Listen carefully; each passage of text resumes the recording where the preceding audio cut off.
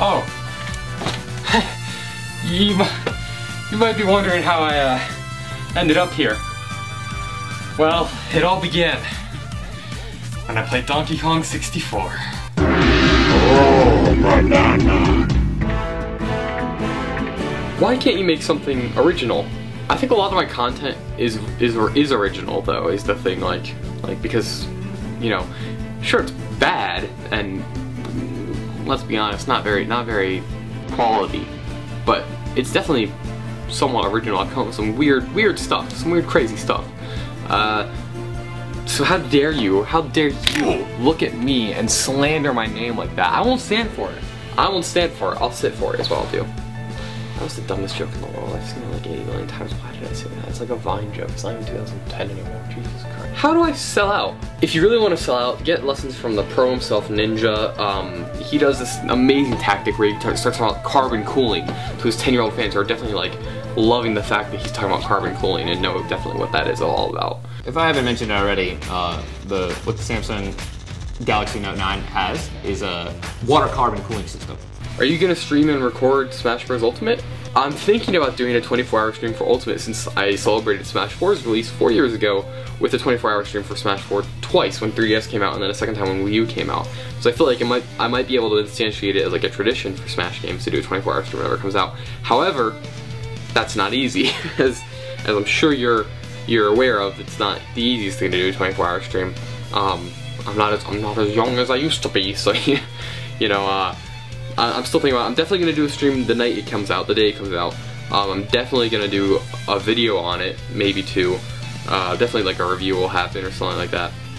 And I will definitely stream something, as I said before. I don't know if it's going to be 24 hours or 10 hours or just a normal stream, but we'll see. And hopefully I can work something out that'll be entertaining to watch. How do you feel about insert most recent controversy here? How do I feel about the most recent controversy? Well, I guess the most recent controversy could be this next question. What do you think about the recent events involving Philip plagiarizing a Dead Cells review and it being discovered that he plagiarized a lot of other reviews and videos? Alright, so listen, what he did was wrong. Plagiarism is wrong. And I'm very happy that he got fired. Because I think that's what should have happened. Especially when you're working at a publication like IGN and you plagiarize. However, I do think that the way people went after him, even after he was fired, was a little ridiculous. I think people need to learn, like with social media now, everyone can have an opinion about everything. That's fine, having opinions is fine. But when you can do anything and say anything to anyone, then things start having issues, right? Like, I feel like we should all be a lot more accustomed to just letting events play out, so that when he gets called out for being a plagiarist, we can all be like, yeah, we can voice our opinions on Twitter and be like, no, don't be a plagiarist, and IGN can fire him. And we can go, okay, good, IGN fired him. The end. We don't need to then harass said person, because, you know, what's that going to do, really? All it's doing is adding more annoyance and irritation and negativity in the world that he already got his punishment. What do you want him to do? Put a hitman out on him? However, I do think it blows me away that this controversy blew up, but yet it didn't evolve in the way that I thought it would into a conversation, a healthy conversation I think is needed about the standards and the way workers work in the game news industry, to where someone who's doing reviews is constantly plagiarizing other people in a top tier game news organization or game reviewing company, just you know, IGN. And I think that we should really analyze. I thought that the conversation was going to shift to analyzing the work environment, to where someone felt they needed to plagiarize that much. How do you feel about Halloween? Do you enjoy it or feel like it's a pointless holiday? I've come to really enjoy Halloween, not gonna lie. I'm very conflicted on it though still, and I have been throughout my whole life. I'll have years where I'm like, this is garbage, it's the worst holiday ever, it's so weird. But it's also got like this cool side to it. Like, I've never been one to partake in the costuming of oneself except for this hat. So I've never been like crazy about the outfits or anything like that for myself. I love seeing people's outfits though. Like, it's always so cool and fascinating to me how people are able to put these things together. Especially like online and stuff, when I see people post their crazy outfits, it's awesome. In recent years, I've come to really appreciate it more. I was scarred as a child once though, because I dressed up as Zorro, and this lady stuck her head out of her window, and she's like, I'm sleeping. I'm like, oh, okay, I'm sorry. And as I was walking away, she goes, So, and I was with my friends, and she points their outfits. She gets them all completely correct. She gets to me and goes, and you're a ladybug. I was Zorro, the most legendary fictional character of all time, Zorro. And you're gonna call me a ladybug? What social stigma does society need to get over?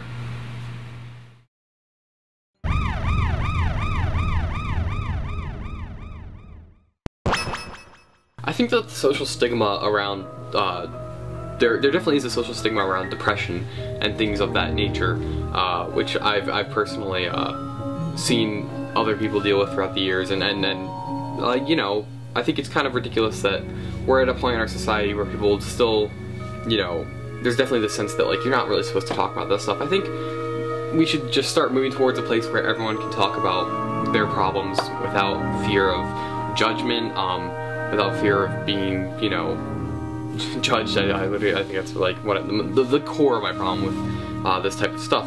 And so I feel like that's a big one. But what I also don't like about, you know, getting rid of that stigma is it opens the floodgates, because while I have seen people, real people, deal with real depression in my lifetime, I also have seen people who maybe are dealing with it for real, or maybe are not, but definitely people online especially who kind of flaunt it a little bit. You know, people who, you know, act like it's some sort of like, you know, they use it as some sort of like attention grabbing thing. And again, I'm not saying this is everyone who has it, because I would not want to be, you know, thought of as saying that at all. It's a serious issue, it's a serious topic that affects a lot more people than I think people realize.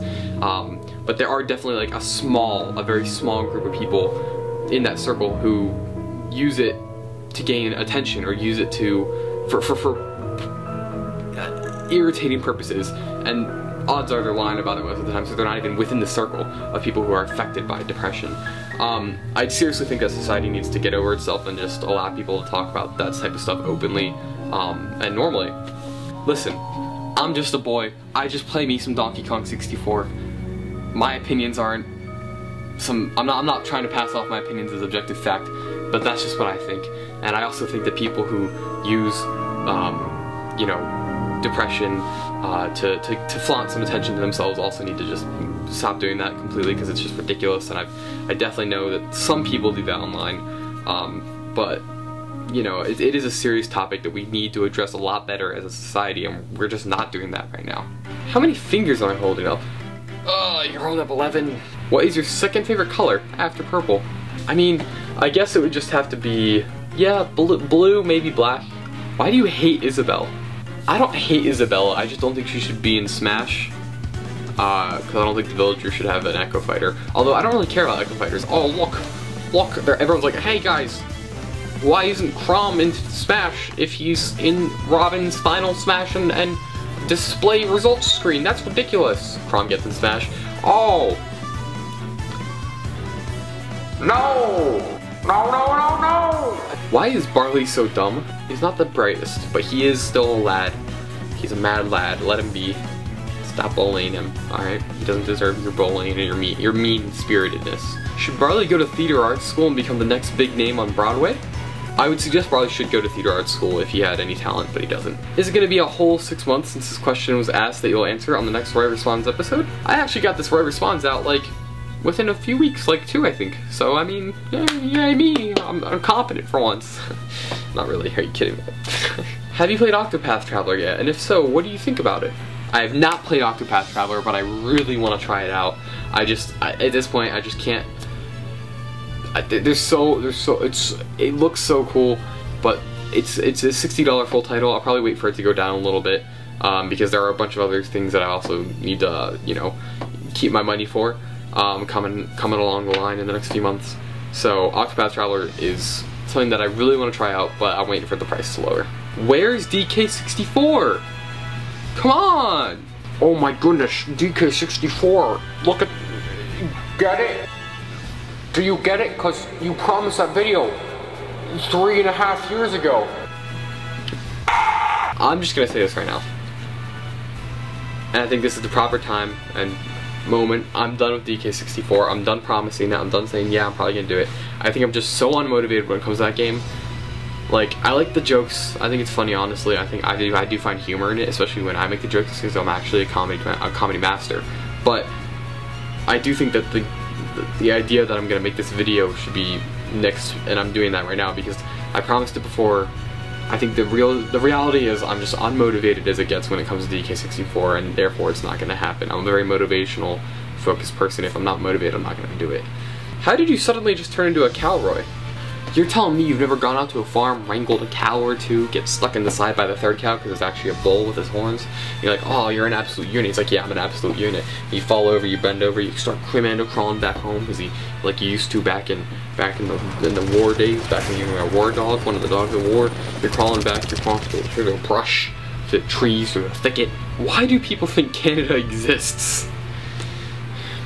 It befuddles me that people still think Canada exists. If I walked around going, hey, guys, I was in Narnia last week, I stopped by Hogwarts on the way, boy, it sure was pretty with all their blue money and bagged milk. People would be like, you're nuts, you're a psycho. But people go, I went to Canada last week, people are like, oh, interesting, how was it? How was it? It doesn't exist. Have I asked too many questions? Here are my responses. There are no such thing as too many questions, don't worry, man. Unless it's 75 questions, in which case, the video is probably 35 minutes long already, and then it'll take like 4 days straight, with no rest to edit. So, you know, let's not make that mistake ever again. Seriously, stop asking questions, guys. It's getting a little ridiculous. Stop asking. I don't like this. I don't like making videos, guys. This is all a facade. Do you have anything cool coming up in your life? Nothing in particular, but hopefully some stuff in 2019. Yeah. Are you going to do anything special for Smash Ultimate? As I said before, maybe a stream, maybe a video. I'm thinking about doing a video before it comes out that'll encompass the Smash series as a whole. I don't know if I'm gonna do something like that or not, but so far that's what I have in the old hopper. Would you ever consider re-reviewing your first review? I've always wanted to redo Smash 64, and I was thinking with Smash Ultimate coming out that I'd do Smash 64, Melee, and Brawl all redone again, and Smash 4 included, leading up to its release, but I realized that's far too much work for what I ultimately don't care about. Like, sure, the videos are terrible, those reviews are god-awful, don't watch them. And they're just the worst thing, probably some of the worst things I've ever made, and that's a really high bar. So, you know, but I don't think that they, like let's just say, let me put it this way. When I wake up every night at 3 AM in a cold sweat, and I'm panicking, and my head is going nuts, telling me all the things that I've messed up with in my life, and all the mistakes I've made, the forefront of my mind is not thinking about Smash 64, Melee, and Brawl reviews, right? That's not, I'm not gonna get any more sleep if I re-review those games, and I'm not gonna lose any more if I don't. Favorite Pokemon rival? It's gotta be N. Are you kidding me? The storytelling in Black and White is unrivaled.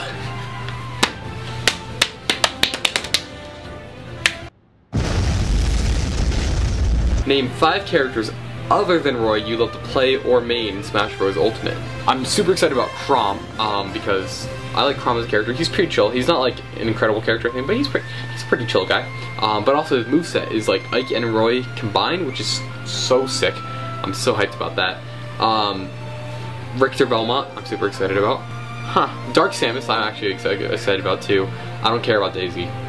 Oh, Breath of the Wild Link. Oh, I'm so excited to see how he plays. I know it's not like insanely different or anything like that, but I'm super excited to see how he does. And Ike as well.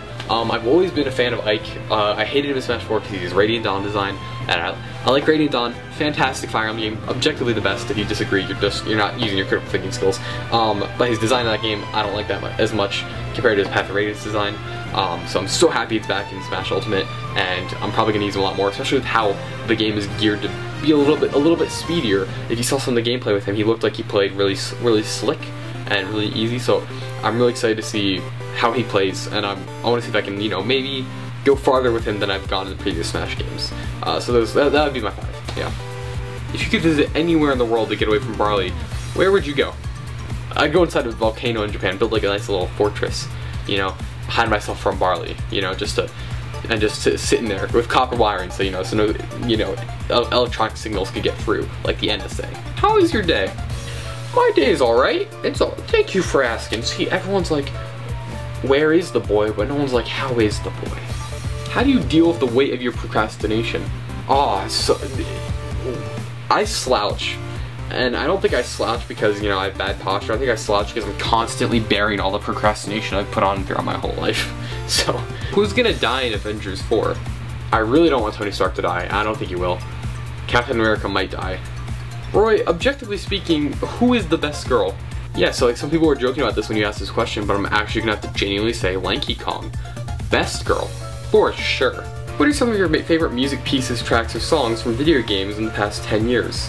God, dude, I wish I'd come into this with more preparation because there are so many tracks I'm gonna forget to mention. I'm gonna watch this video later when I'm editing. I'm like, I forgot this, I'm so dumb. Before I forget it, Healing Winds from Soul Calibur 2 and 3.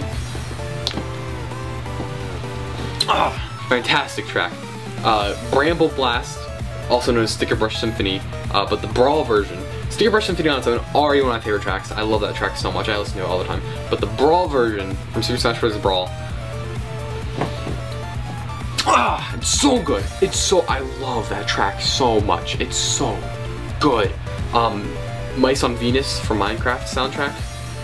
Oh, that's such a good song. I love that song so much. Undertale's soundtrack is also phenomenal. Dummy Battle, Megalovania, Spider Dance, Snowden. It's also fantastic. What's it called? It's Raining Somewhere Else. I love that song. Undertale soundtrack. I think that whole thing is just fantastic. Ocarina of Time's title screen. Dude, oh my god, I love that. I love Ocarina of Time's title screen. So much. So much. Wind Waker's title screen as well, and its main theme, the ocean theme as well. It's fantastic. Kakariko Village, of course. Most of Melee's soundtrack, all of Brawl's soundtrack is phenomenal.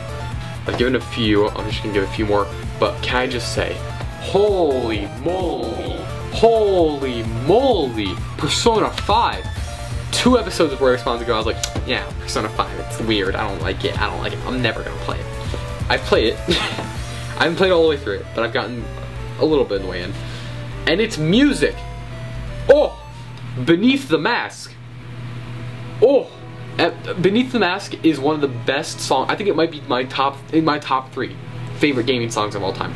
I love Beneath the Mask so much. Beneath the Mask, like with the vocals. If you're listening without vocals, that's fine, but like get out of here. With the vocals, oh, it's so good. I forget the exact name, but it's something along those lines. Get Out There. It's the opening theme for Persona 5. That's also legendary. I love that song so much. Everyone says Aquatic Ambience, so I'll say Aquatic Ambience because I love that song so much. That's also a fantastic piece of music. Final Fantasy VII's main theme. Whoa! I love it so much. Final Fantasy VII's main theme is phenomenal. I've never even finished a Final Fantasy game in my life, but I listen to its music religiously. Terra's theme as well, fantastic. Oh, Final Fantasy VII main theme though, especially the Distant Worlds 2 version, where it's orchestrated and it like comes in booming, and oh my god, I love it so much. Final Fantasy VII's main theme, dude, is fantastic. Valse di Fantastica from Final Fantasy 15, also fantastic. God, there's such good video game music. You know, Fire Emblem theme, I'm obsessed with. You know, I think that's pretty much default at this point.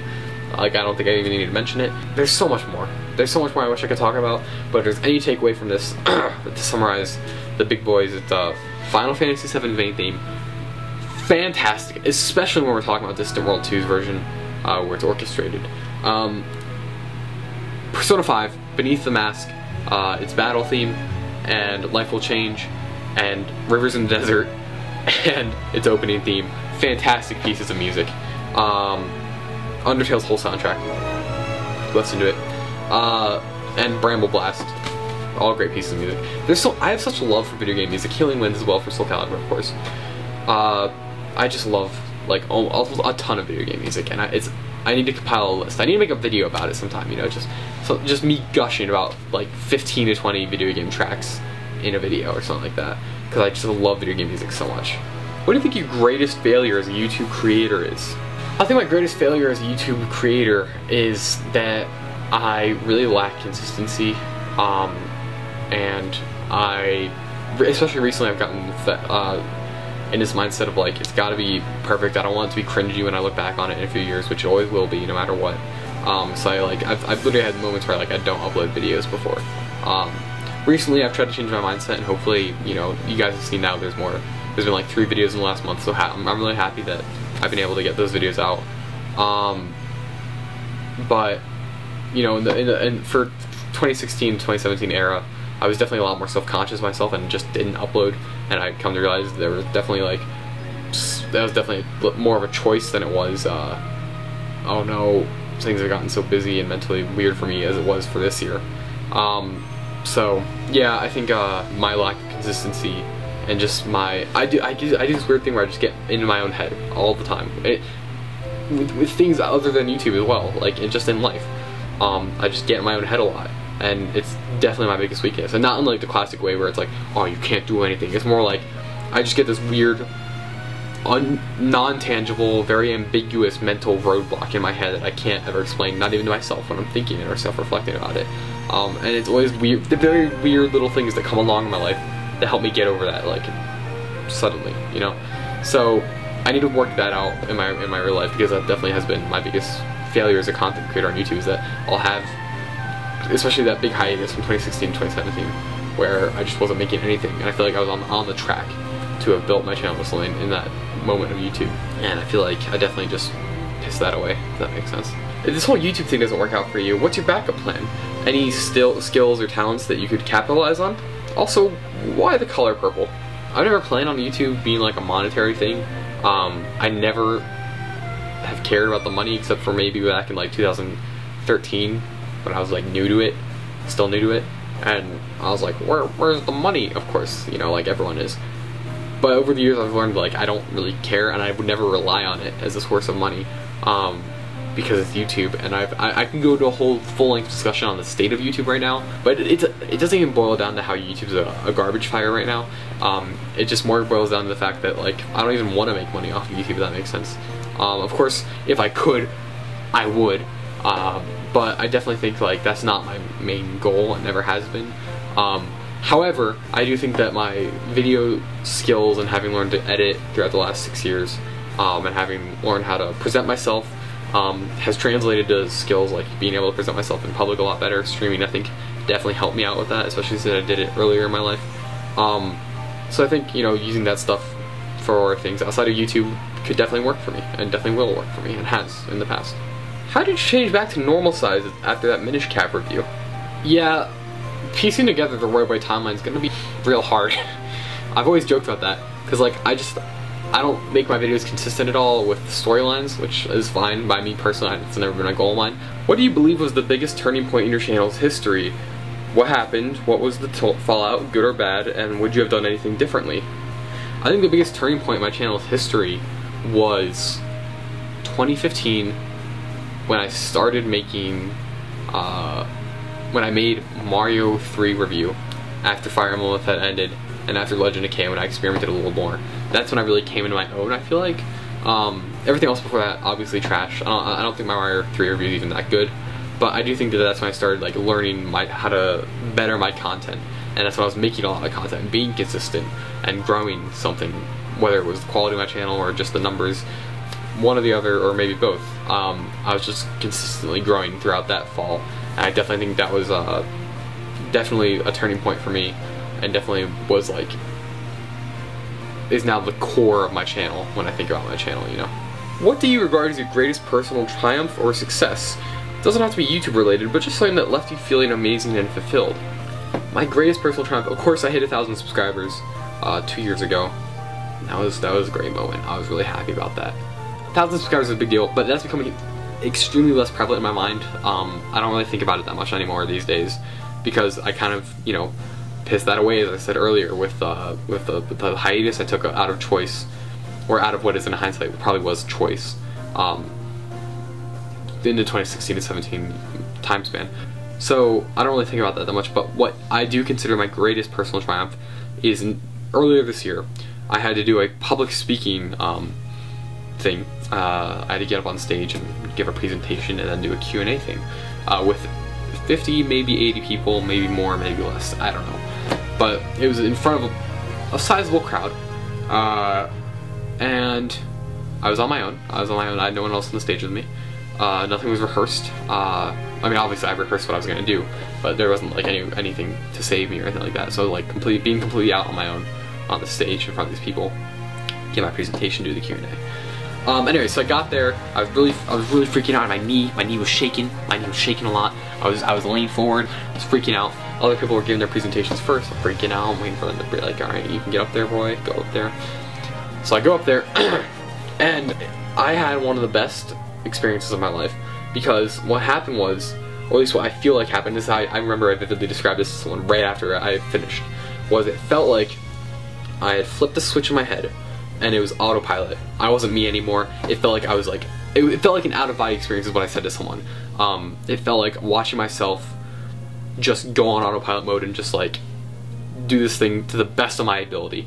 And I don't want to like, I'm not trying to like sound like egotistical or anything, but I think I did really well. And I was told that I did really well by the people in the crowd afterwards. And so, but I had no expectations of myself. I had the minimum expectations. I was expecting everything to go wrong. But I got up there, flipped the switch, wasn't even in control anymore. Just everything that I'd learned from the last few years just naturally came forth.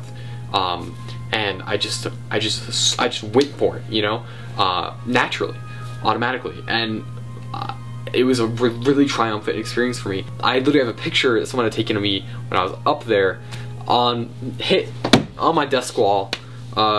Not to be like, oh, remember that time that I did like well? It's more to be like, I can accomplish something like this, you know? Like I can do something that amazing and that shocking to myself. And I can do something better than that one day. One day I'll be able to do something that will make this look like, you know, baby steps. Will I finally die? I mean, we're all gonna die at some point. The real question is when. Yeah, when?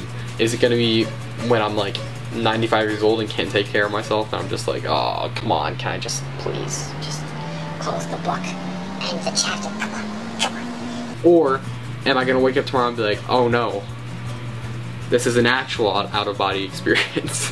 What's a game coming up that you're really looking forward to? I'm super excited for Hat in Time coming to the Switch. I've already played on PC like multiple times. I love Hat in Time. Huge fan. And I'll say this right now, I was gonna say it in a video I was gonna make on it later in 2019, but Hat in Time is better than Mario Odyssey. Absolutely and without discussion. I love Hat in Time so much, it is better than Mario Odyssey. What genres do you wish could merge or be merged better? I really wish that like you could blend the first-person shooter in well with the open world, you know? I've never, personally, of course I might be ignorant on this because I haven't really delved too much into the first-person shooter scene, but I don't think there's a first-person shooter open world game that works insanely well. I think that'd be a really cool idea though, you know, having a first-person open world shooter game. Why can't we all just get along? We can't all get along because people like you exist, Barley. Insects and plagues to this earth, locusts to the crops, if you will, like you exist. So we can't all get along. I'm sorry. Why did my parents leave me in an orphanage? No one loves you, that's why, especially your parents. Did Roy Responds change a lot compared to how you first envisioned it? Yeah, Roy Responds was made, what, like 3 years ago now? 3.5 years ago? That's a long time. And it's definitely changed. I think it's more like I've changed, less than the series itself has changed. It's pretty much the exact same. It's just me answering questions. Nothing about it has actually changed. The intro is still the same. But I think just how I've changed is not how I envision myself being at this point on the timeline, on this darkest timeline that we're on. So tell me what kind of soaps you enjoy. I had a Gossip Girl period, I'm not gonna lie, where I watched that show for a while. That was a soap that I was like about for like a while, like 2 years ago. I was like, oh, this is an interesting show. It's not. It's a bad show. It's pretty boring and terribly made. And it's absolute garbage, but I got sucked in because certain soap operas can do that to you, you know. Why is Roy the best of all the boys? His rugged good looks and sharp cheekbones. That's, I can't even pull off like joking about it. What's a game you wanted to love but ended up really disliking? I wanted to love Legend of K. That was a game I wanted to love a lot, but it was bad and I don't know, not good. I wanted to love Xenoblade Chronicles 2. That game is so far not good and made by like a few people, and you can tell. How do you feel about the recent leaks confirming Roy and Roy clone for Smash Bros. Ultimate? I would assume that the Roy clone is an Echo Fighter of Roy, and I think I'd be pretty cool with it. Not gonna lie, I'd be okay with that. Have any of your top 5/10 lists changed? Specifically, your top 10 favorite games list. My lists have absolutely changed, especially that one, and I honestly think I might try and make a new video. I know it was called Of All Time last time, so like it makes the new video redundant. But my list has definitely changed. Breath of the Wild came out, Persona 5 happened, you know, who knows, with the new Spider-Man game, it'll take the old one. I want to add some games like, you know, there's so many games that have come out and that I've experienced that are old recently that I just need to, you know, I think I need to update that list sometime soon. But I definitely, the answer to your question is definitely yes. The things have changed. Definitely. Thank you all so much for watching this video. As you can see, I made a response sooner than 6 months, so I'm very happy about that. I'm very happy I met that deadline. But thank you all so much for watching. I hope you had a good time. If you have any more questions for me, feel free to comment down below. Or if you're in the Discord, feel free to go to the channel and just, you know, hit me up there, or on Twitter, hit me up, or Instagram. Just send me some of your questions, and I will answer them in the next video. Yeah, the series is gonna keep going, despite the fact that I took a 6-month break before, but now it's a new era. Things have changed, and I'm gonna start making videos more consistently again. And I think I've already, you know, I'm already down the good path for that. But thank you all again so much for watching. I hope you had a good time, and I'll see you all next time. Bye.